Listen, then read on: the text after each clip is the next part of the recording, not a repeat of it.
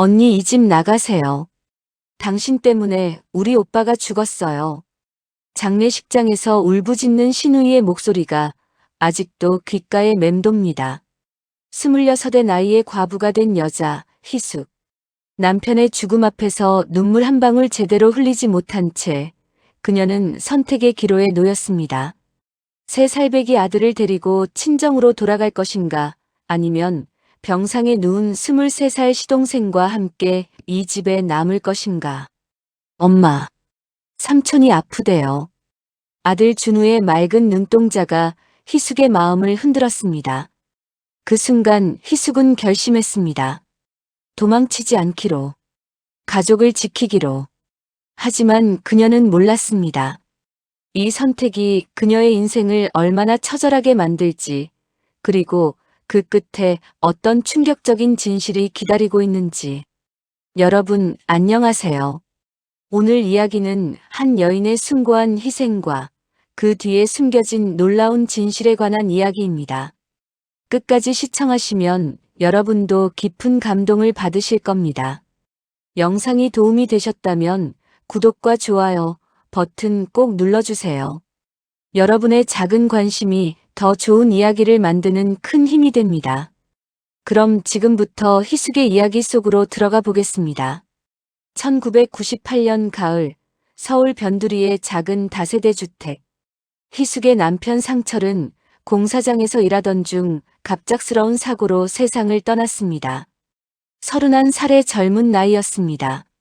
장례식장은 조문객들로 붐볐지만 정작 희숙은 눈물을 흘릴 겨를도 없었습니다.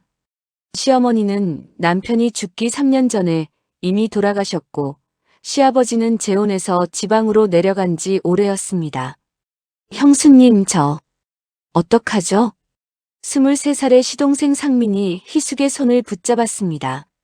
상민은 2년 전부터 희귀병을 앓고 있었습니다. 골수 이형성 증후군. 정기적인 수혈과 약물 치료가 필요한 병이었습니다. 형 상철이 생전에 동생의 병원비를 대느라 빚까지 졌던 터였습니다. 걱정하지 마. 내가 있잖아. 희숙은 시동생의 손을 꼭 쥐었습니다. 그 순간 장례식장 입구에서 신우이 상희의 날카로운 목소리가 터져 나왔습니다. 언니, 이젠 그만해요. 상민이 끝까지 책임지실 거예요? 아니면 상민이를 우리 집으로 데려갈 거예요? 신우이는 부유한 집안으로 시집을 간 터라 늘 친정을 무시하는 태도였습니다. 하지만 오빠의 죽음 앞에서조차 냉정하기만 했습니다. 상민이는 제가 돌볼게요. 희숙의 대답에 장례식장이 조용해졌습니다. 사람들의 눈빛이 수군거리기 시작했습니다. 젊은 과부가 시동생을 돌본다고, 둘이 같은 집에서 산다고. 수군거림이 시작된 건 그때부터였습니다. 장례를 치르고 집으로 돌아온 희숙은 현실과 마주해야 했습니다. 통장에는 장례비로 쓰고 남은 돈이 150만 원. 남편이 남긴 빚은 3천만 원. 월세는 매달 30만 원. 그리고 상민의 병원비가 매달 50만 원가량 필요했습니다. 엄마, 배고파요. 3살 준우가 엄마의 치마를 잡아당겼습니다. 희숙은 아들을 안아 올리며 눈물을 삼켰습니다.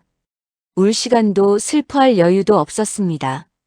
당장 내일부터 일을 나가야 했습니다. 다음 날 새벽 5시. 희숙은 준우를 재우고 조용히 집을 나섰습니다. 서울 중랑구 면목동 전통시장. 희숙이 구한 일자리는 시장 채소가게의 새벽 일손이었습니다. 하루 4시간 일하고 받는 돈이 3만 원. 한 달이면 80만 원 정도 벌 수 있었습니다. 아줌마, 이거 좀 더 싸게 안 돼요? 죄송해요. 이미 최저가예요. 무거운 배추를 나르고 흙 묻은 물을 씻고 냉동실에서 얼어붙은 손으로 물건을 정리했습니다. 희숙의 손은 겨울도 아닌데 터지고 갈라졌습니다.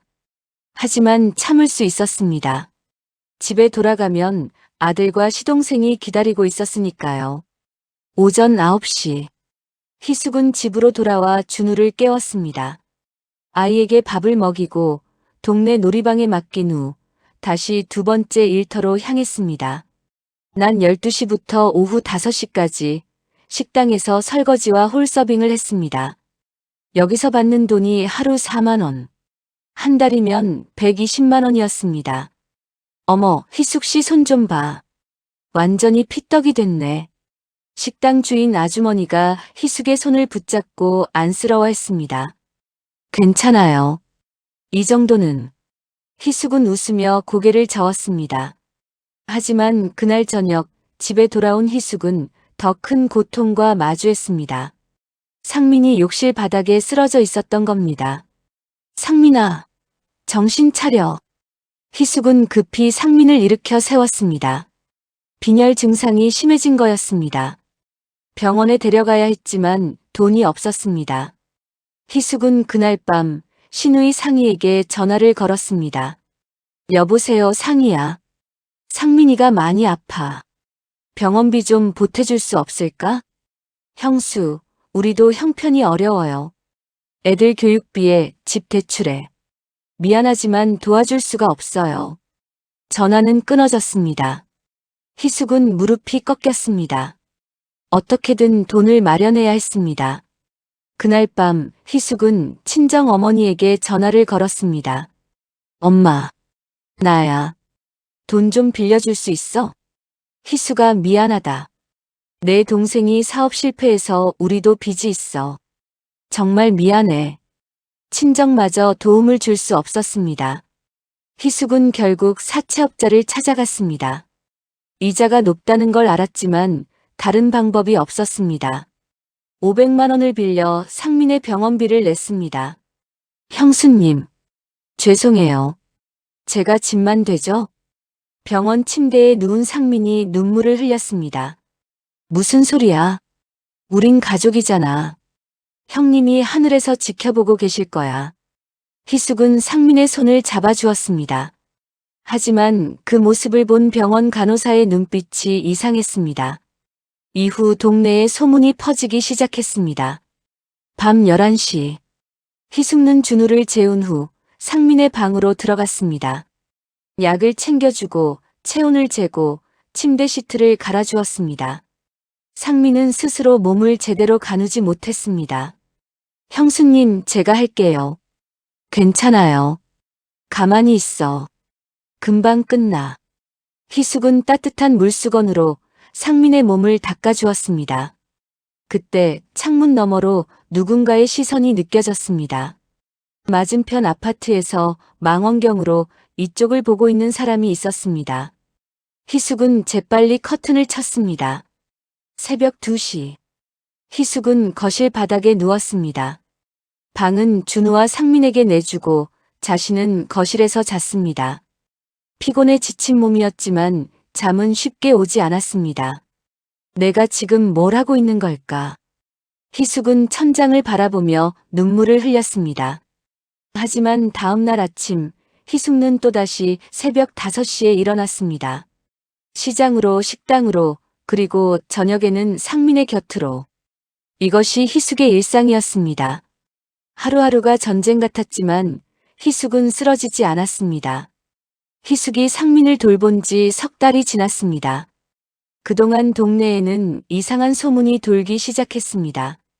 시장 채소가게 사장님이 먼저 말을 꺼냈습니다. 희숙 씨, 혹시 시동생이랑 그런 거 아니에요? 사람들이 다 그러던데. 네? 무슨 말씀이세요? 아니, 젊은 남녀가 한 집에서 사는데 그게 말이 돼요? 아무리 시동생이라도. 희숙은 말문이 막혔습니다. 변명을 하려고 했지만 어떤 말을 해도 소용없을 것 같았습니다. 사람들은 이미 마음속으로 판단을 내린 상태였으니까요. 식당에서도 마찬가지였습니다. 주방 아줌마들이 희숙이 지나갈 때마다 수군거렸습니다. 저 사람, 남편 죽자마자 시동생이랑 붙었대. 에휴, 요즘 젊은 것들은 정말. 그래도 애가 있는데 어쩜 그럴 수가 있어? 희숙은 들은 척 안 들은 척 했습니다. 하지만 가슴이 찢어지는 것 같았습니다. 자신은 그저 가족을 지키려고 했을 뿐인데 왜 이런 오해를 받아야 하는 걸까요? 가장 힘든 건 준우의 놀이방 원장 선생님의 태도였습니다. 어느 날 희숙이 준우를 데리러 갔을 때였습니다. 어머니, 잠깐 얘기 좀 할 수 있을까요? 네, 무슨 일이세요? 다른 학부모님들이 좀 준우 때문에 불편해하시는 것 같아서요. 네. 어머니 집안 사정이 좀 복잡하시잖아요. 다른 아이들한테 안 좋은 영향을 줄까봐 걱정들을 하시더라고요. 희숙은 그 자리에서 울음을 터뜨릴 뻔했습니다. 하지만 준우 앞에서 울 수 없었습니다. 희숙은 아들의 손을 꼭 잡고 놀이방을 나왔습니다. 엄마, 왜 울어? 엄마 안 울어. 바람이 불어서 그래. 준우는 엄마의 눈물을 자기 작은 손으로 닦아주었습니다. 그 순간 희숙은 마음속으로 맹세했습니다. 절대 무너지지 않겠어. 이 아이를 위해서라도. 그런데 더 큰 문제가 생겼습니다. 집주인 아저씨가 찾아온 겁니다. 희숙 씨, 미안하지만 다음 달까지 이사 좀 나가줄 수 없어요? 네. 왜요?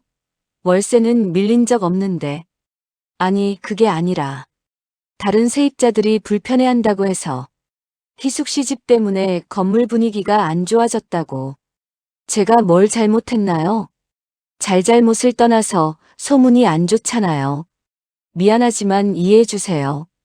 집주인은 미안하다는 말만 반복하고 돌아갔습니다. 희숙은 주저앉고 말았습니다. 이사를 가려면 돈이 필요한데 지금 희숙에게는 한 푼도 없었습니다. 사채 이자를 갚느라 모든 돈이 빠져나갔습니다. 그날 밤 상민이 희숙에게 조심스럽게 말했습니다. 형수님, 제가 요양병원에 가는 게 나을 것 같아요. 무슨 소리야? 요양병원 비용이 얼마인데. 그래도 이러다가 형수님까지 이상한 소문에 휩싸이면 준우도 피해를 보잖아요. 상민의 말이 맞았습니다. 하지만 희숙은 고개를 저었습니다. 걱정하지 마.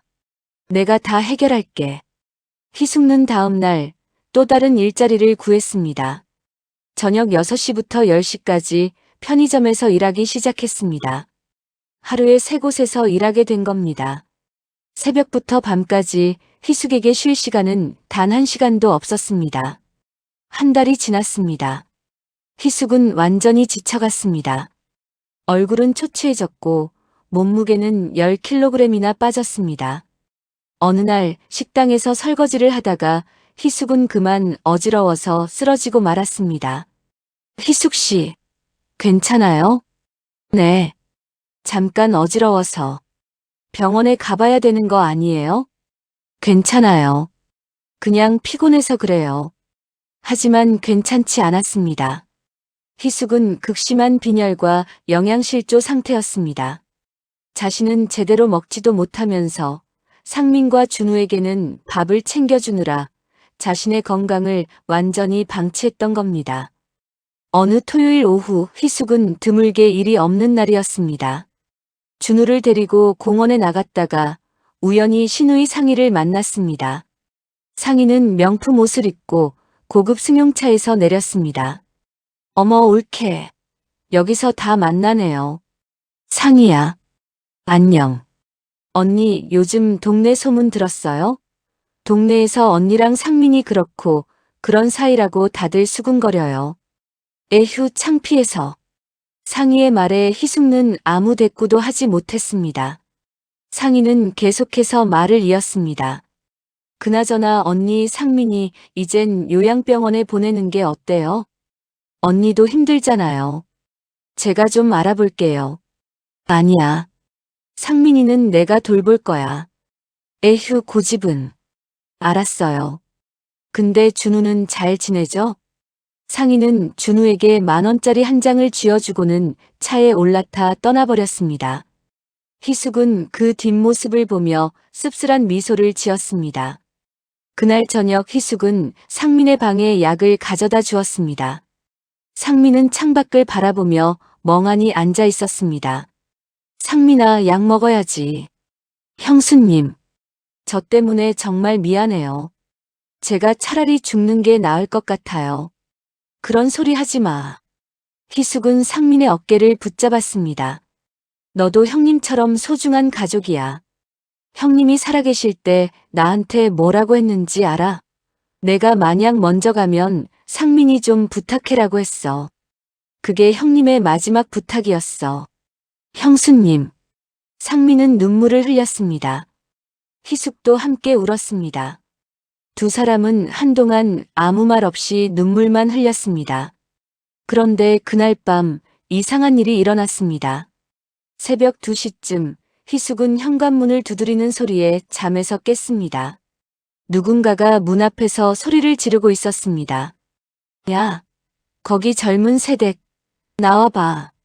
술 취한 남자의 목소리였습니다.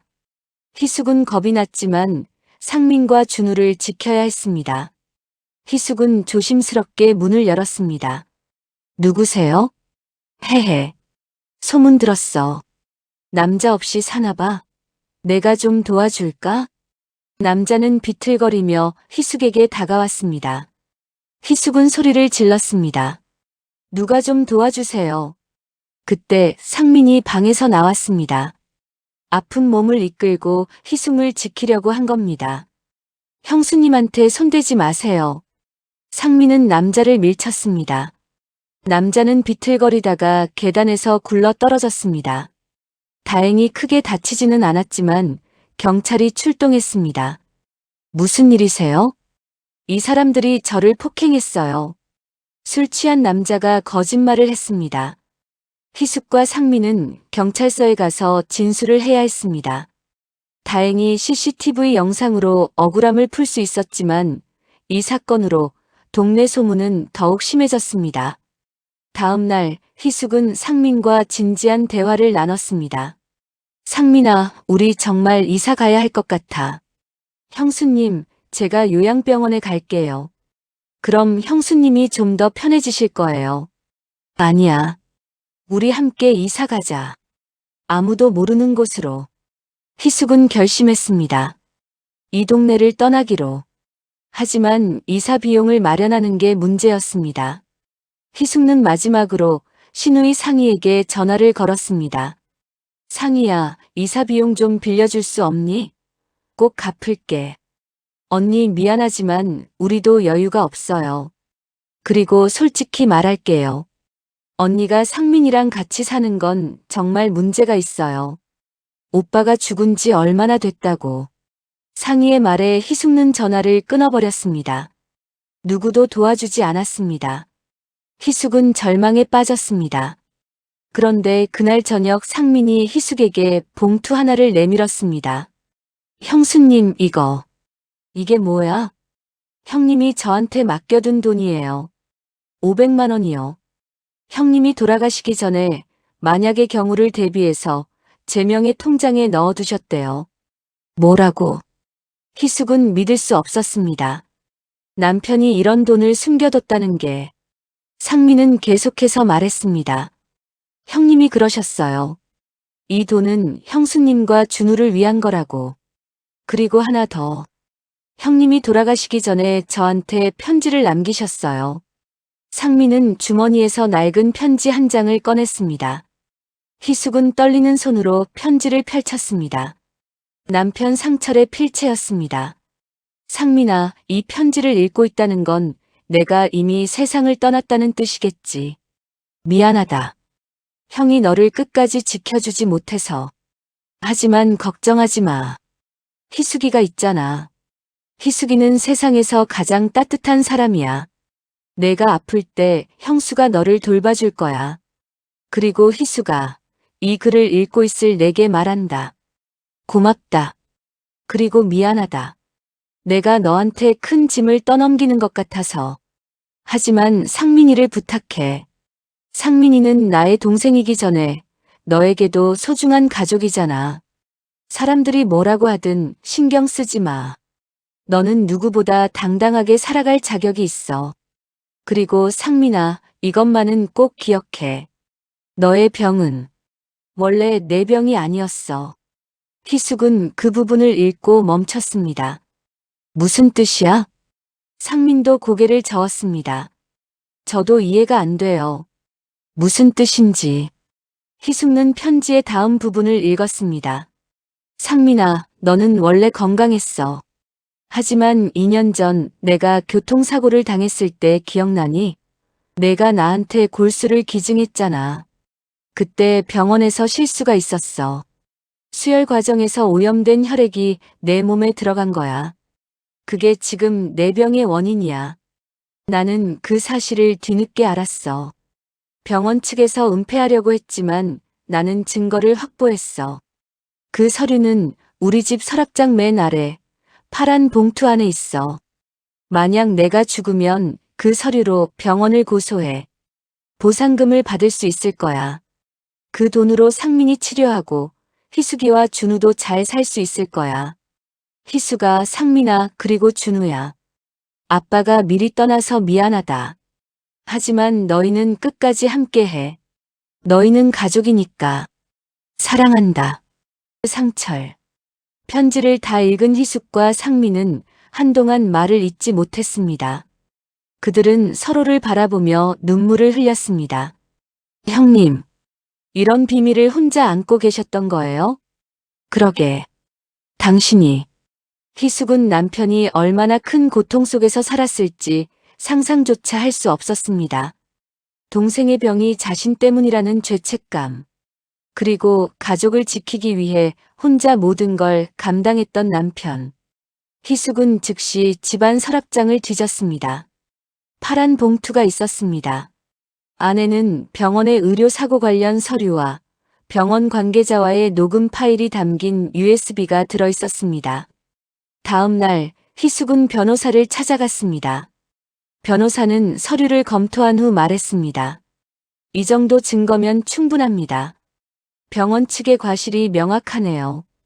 보상금 소송을 진행하시겠습니까? 네, 부탁드립니다. 소송은 6개월간 진행되었습니다. 그동안 희숙은 계속 일을 했고 상민을 돌봤습니다. 동네 사람들의 수군거림은 여전했지만 희숙은 더 이상 신경 쓰지 않았습니다. 당당했습니다. 그리고 마침내 법원의 판결이 나왔습니다. 병원 측은 의료 과실을 인정했고 희숙과 상민에게 총 2억 원의 보상금을 지급하라는 판결이 내려졌습니다. 형수님, 우리가 이겼어요. 상민이 희숙을 껴안으며 울었습니다. 희숙도 눈물을 흘렸습니다. 하지만 이번에는 슬픔의 눈물이 아니었습니다. 안도와 감사의 눈물이었습니다. 보상금으로 희숙는 먼저 모든 빚을 갚았습니다. 그리고 상민을 위한 최고의 치료를 시작했습니다. 다행히 적절한 치료를 받으면서 상민의 상태는 조금씩 좋아졌습니다. 희숙은 새로운 집으로 이사했습니다. 이번에는 방이 3개인 넓은 아파트였습니다. 준우, 상민, 그리고 희숙. 3사람은 진짜 가족이 되었습니다. 1년이 지났습니다. 상민의 건강이 많이 회복되었고 이제는 스스로 일상생활을 할 수 있게 되었습니다. 상민은 작은 카페를 열었습니다. 희숙도 더 이상 새 곳에서 일하지 않아도 되었습니다. 상민의 카페에서 함께 일했습니다. 형수님, 커피 한 잔 드릴까요? 고마워, 상민아. 어느 토요일 오후 준우가 카페에 놀러 왔습니다. 엄마, 삼촌, 나 그림 그렸어. 준우가 그린 그림에는 3사람이 손을 잡고 웃고 있었습니다. 그림 아래에는 이렇게 적혀 있었습니다. 우리 가족. 희숙은 그 그림을 보며 미소를 지었습니다. 그동안의 고통, 오해, 절망. 모든 것이 이 순간을 위한 것이었습니다. 그날 저녁 희숙은 남편 상철의 사진 앞에 꽃을 놓았습니다. 여보, 걱정하지 마. 우리 모두 잘 지내고 있어. 당신이 지켜주고 싶었던 가족, 내가 지켰어. 고마워, 그리고 사랑해. 희숙의 눈에서 눈물이 흘렀습니다. 하지만 이번에는 행복한 눈물이었습니다. 그리고 2년 후 상민은 건강을 완전히 회복했습니다. 카페는 동네에서 가장 인기 있는 곳이 되었고 준우는 초등학교에 입학했습니다. 희숙은 카페에서 제빵을 배워 케이크를 만들기 시작했습니다. 어느 날 오랜만에 신우이 상희가 카페를 찾아왔습니다. 언니, 오랜만이에요. 어서 와, 상희야. 앉아. 언니, 그동안 정말 미안했어요. 제가 너무 못됐죠? 상희는 진심으로 사과했습니다. 희숙은 상희의 손을 잡아주었습니다. 괜찮아. 다 지난 일이야. 언니는 정말 대단해요. 저라면 못했을 거예요. 아니야. 나도 그냥 가족이니까 한 거야. 그날 희숙은 깨달았습니다. 가족이란 피가 아니라 마음으로 만들어지는 것이라는 걸. 그리고 진정한 사랑은 포기하지 않는 것이라는 걸. 희숙의 이야기는 여기서 끝이 아닙니다. 그녀의 삶은 계속됩니다. 준우와 함께, 상민과 함께, 그리고 하늘에서 지켜보는 남편과 함께. 희숙은 이제 당당하게 말할 수 있습니다. 나는 후회하지 않아. 내가 선택한 길이니까. 여러분, 오늘 희숙의 이야기를 들으며 무엇을 느끼셨나요? 가족의 의미를, 희생의 가치를, 그리고 진정한 사랑을 생각해 보셨나요? 우리 모두의 삶에는 희숙처럼 힘든 순간이 있습니다. 하지만 포기하지 않고 사랑을 지켜낸다면 반드시 행복한 결말을 맞이할 수 있습니다. 이 영상이 여러분에게 작은 위로와 감동이 되었기를 바랍니다. 구독과 좋아요는 더 좋은 이야기를 만드는 큰 힘이 됩니다. 다음 영상에서 또 만나요. 감사합니다.